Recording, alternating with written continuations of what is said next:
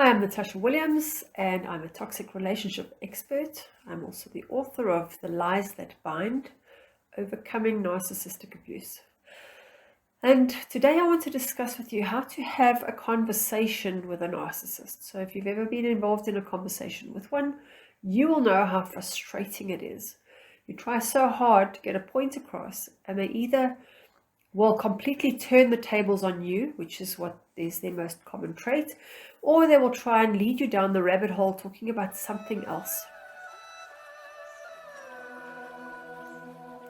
Now, first of all, understanding why they're doing it is because they don't want to take ownership of whatever you're presenting to them.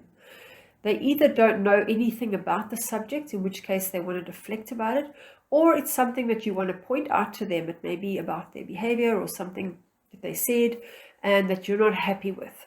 And they will inevitably want to turn it back on you and say, you're the one who did that.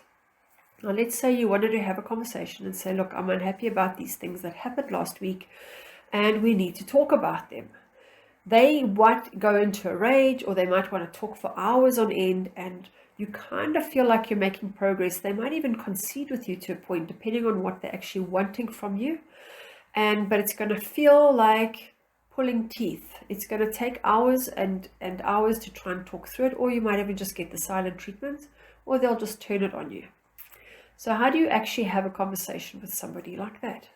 Well, the first thing is you've got to get clear that you want a certain outcome. In other words, if I'm talking, let's say I'm talking about somebody's bad behavior, maybe he came home late on Friday, and I want to discuss that when he comes home late, he needs to let me know. And he refuses to, and he'll turn on the table and say, but remember that time when you came home late, and you know, what makes you suddenly become my mother, or whatever the case is. You've got to stick to the point. So the outcome that you're looking for is that I need you to hear that this is a problem that I have. End of story. And they are very manipulative, and they've gotten away with it their whole lives, which is going to tell you that they're really good at it. They're really good at trying to get clever with words and get away with certain things. And they think that they are going to keep doing it with you, and they have up until this point. And rather than you second guessing yourself, you're going to just stick to the point. So don't allow yourself to get led to start talking about something else or something that you did, and just make it clear that this is the issue at hand, and that is it. What I also suggest you do is that you record these conversations. Like I said in a previous video, you can record them using your cell phone or any other kind of recording device. It is legal to record your own conversations. And why am I saying that? Because they are going to make you think that this conversation never happened. They might concede on something and then twist your words around 2 or 3 weeks later, and you're going to start second guessing yourself. The other thing is, they might use what I call the big lie. They might say to you, everybody agrees that you are paranoid. All my friends say this. And because they make it bigger than it actually is, because they tell you everybody believes this, therefore that now makes it true. It doesn't make it true. But it makes you feel like it's the world against you. So it's you versus him or her and their entire entourage. And they're going to have lots of those people, by the way.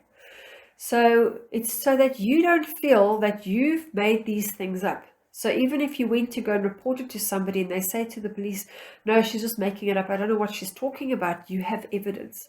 And don't use it unless you are ready to fight the battle, fight the war. Don't use it, don't let him see it, and don't let him know that you're doing it, because once he's onto you, he will never allow you to have that kind of access to it again. So keep it quiet, keep it hidden, or even make notes so that you know you're not going mad and you can keep that. So first of all, don't allow them to distract you down the rabbit hole talking about something else.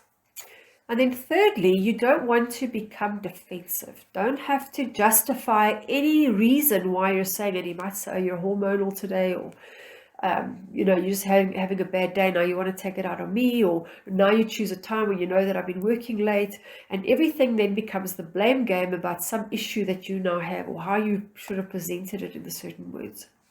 So hand it to him in as succinct space as you can. I even got to the point where I wrote on a piece of paper, this is the problem I have, nothing else, I need to deal with this, that's it. Don't talk to me about anything else. And that way I gave him time to digest it, and then he could come and speak to me. It did help. It made a huge improvement. It didn't change the person and it didn't change the situation, but it just made my life easier to communicate in a way that they didn't need to automatically go into self-defense or attack mode. So remember, if they try and confuse you and lead you down the rabbit hole, stick to the point at hand.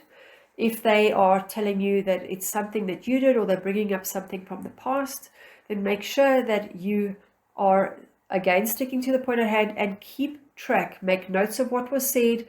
If you can, possibly record it. Best thing ever to do. You might never need to use it, but if you can, use it. And thirdly, make sure that you know at all times that these are certain things that you want to have resolved and that you know what the outcome is. I hope that these tips help you, and I look forward to sharing more information with you.